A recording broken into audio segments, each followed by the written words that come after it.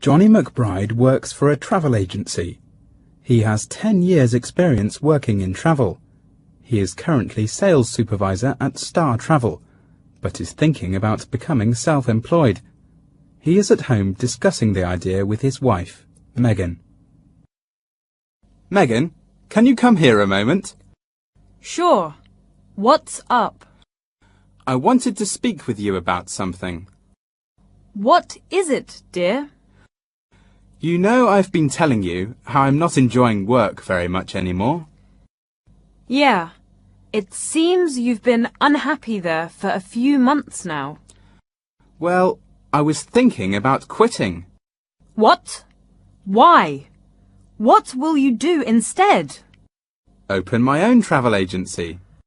But you thought about that a few years ago and changed your mind. I know, but that was then. Things are different now. How? Well, I've been working in travel for how long now?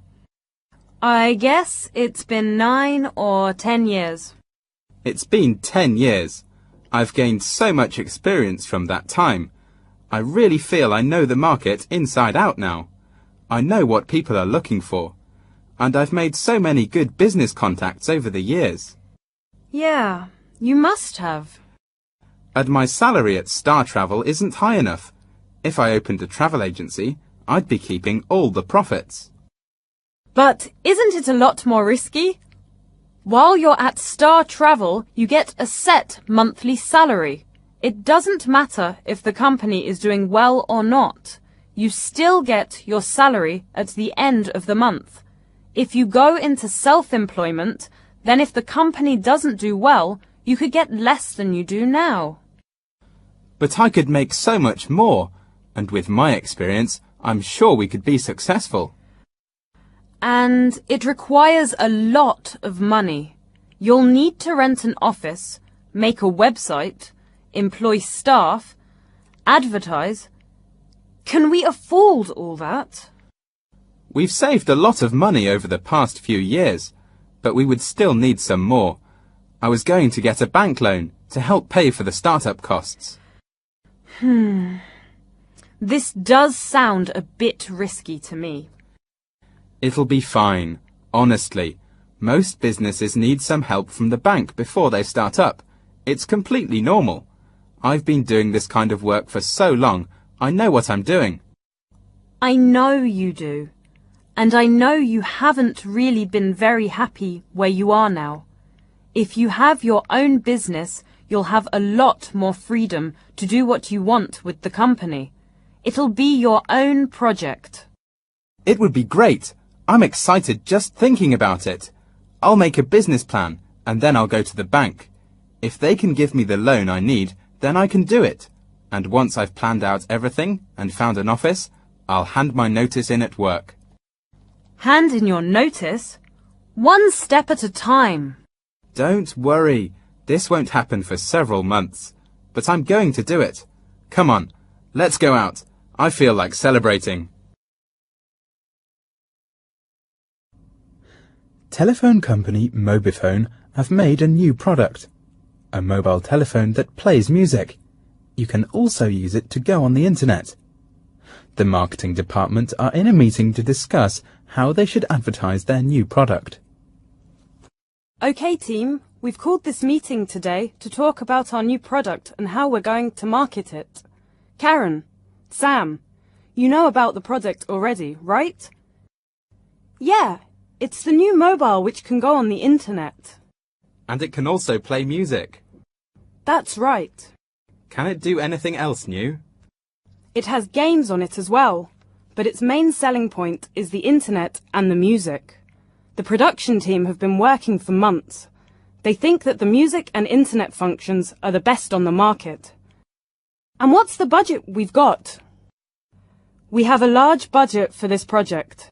So what do you think? How should we advertise it? Well, we need to think about who is going to buy this phone. The kind of person that's going to buy it is probably going to be young and into music and the internet. Yeah, that's right. So where should we advertise? On the internet. On music websites, maybe. Yeah, that's a good idea. We should also advertise on the radio. We know certain radio stations are listened to by lots of young people, so we should advertise on those ones. Or how about at a music festival? We could sponsor a music festival. Interesting. Why do you think that would work? Because some music festivals have 50,000 to 100,000 people going, and most of them are young. We will be speaking to the right kind of people, young and into music.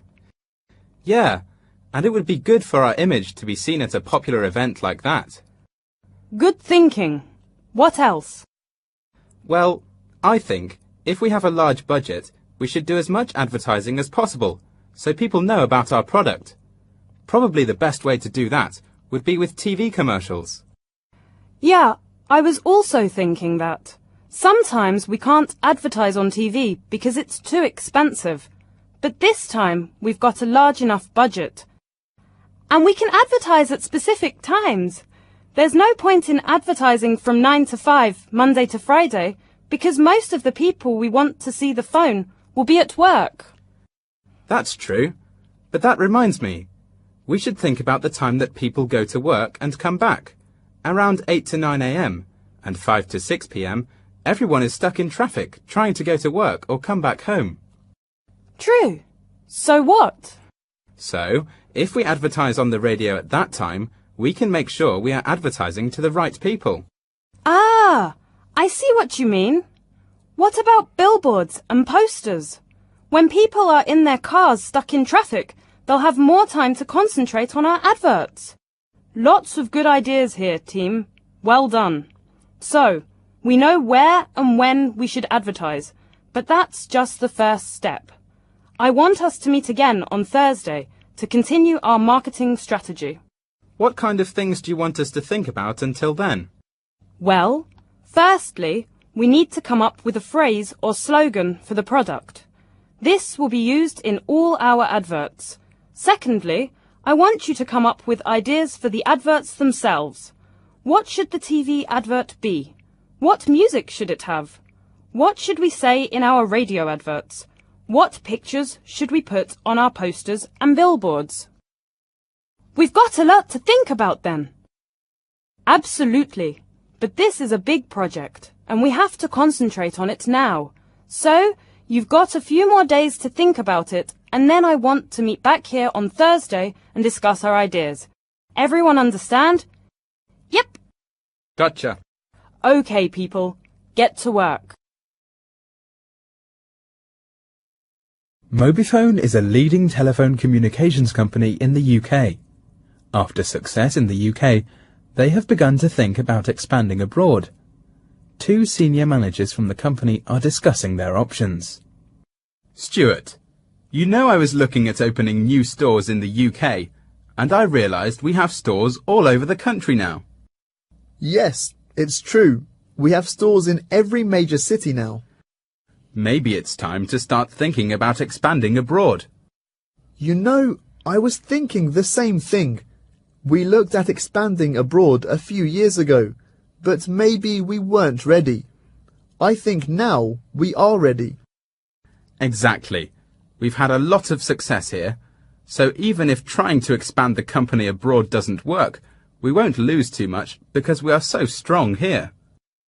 It's a big move, though. We will have a lot to think about. I know. I remembered last time we looked at this a few years ago. We were talking about opening shops in France. What kind of issues were you thinking about? Well, first of all, we realised we would have to employ a lot of translators. Of course. I mean, everything we have written in all our shops and in our offices is in English. We would need to get it all translated into French, but that's just the beginning. The contracts would need to be in French too? It's not just that. The contracts might have to be different. French law is different to the law here, so we'd need to consult French and international lawyers before we write the contracts. Okay, well, I'll need to make a list of all the people we'd need to meet. We'll have to make an appointment with a French lawyer. Also, the phones we sell here in the UK are for British people. We know what kind of phones they like, and those are the ones that we sell. But the French market is different. It's true, of course, that every country has different things that they like, but we have some products which will be popular all over the world. Maybe that's true, but still, we would need to do a lot of research before we started opening stores there. It might be a good idea to contact a telephone communications company in France. We could discuss the move with them. They would obviously know the market and the French system. That would be a good idea. You know, we should maybe also consider going into a partnership with a French company. You think? Yeah, I mean, think about it. They would know the market inside out, and it would make it a lot easier for us. Easier? Maybe. But we wouldn't be taking all the profits. We would be splitting them with another company. Well, it's something to think about. It can be another one of our options. I'll start making some appointments with people, and after we've seen everyone, we can decide if it's a good decision or not. Bruce Winton is manager of a factory that produces car parts. Production at the factory reduced last year. Mr. Winton is looking to change this and increase production again. He has called a meeting with the Human Resources Manager, Stephen Sidwell, to discuss the problem. So, Stephen, I've been looking at our production levels over the last few years, and last year our production dropped for the first time in 5 years. Yes, I'm aware of this problem. We need to change this. Agreed. But how? The reason I've called you to this meeting is that as head of human resources, I was hoping you'd be able to tell me why you think this is happening. Well, in my opinion, it's due to a drop in staff morale. I see. You think they've just lost their motivation? That's right. If our staff aren't motivated, they are not going to be working as hard as they can, and this causes production to drop. Why do you think morale is low? It's been low ever since we laid off some staff last year. But we had financial problems. We had to lay some staff off to make sure the company survived. I know, but the staff have been worried that they might lose their jobs too. They don't feel they have much job security. Okay, well, I can issue a statement to confirm that no more staff will be losing their jobs over the next year, because our financial situation has improved. That would help, but there is more that we can do. Such as? Well, if you really want to increase production, there is a few things we can do to keep our staff more motivated. We can introduce an Employee of the Month scheme, where the most productive workers get a bonus. Good idea. Also, I've been speaking with some of our staff, and they feel that no one listens to them. What do you mean? They have ideas and opinions about how the company can improve, but none of the managers speak to them. If we had monthly meetings between the staff and the supervisors, I'm sure it would boost morale. Okay, let's do it. This is a serious issue, and we need to solve it. Is there anything else you think we should do? Yeah, there are some little things. The factory area is very depressing. We need to lighten it up. I was thinking we could get some large windows in so we can get some more light in, and we could also put some plants around the place. Yeah, it's been a long time since we've changed the look of the place. It might boost everyone if we made the area look nicer. Good thinking. And one last thing. What's that? Well, I think it would be good if we sent the staff and the supervisors on a team building exercise. I think it would help everyone get along much better. And if people get on well, they will work harder as a team together. Okay, let's do it. Try and think of some days when we might be able to do this, and get back to me. Good work, Stephen. Thank you.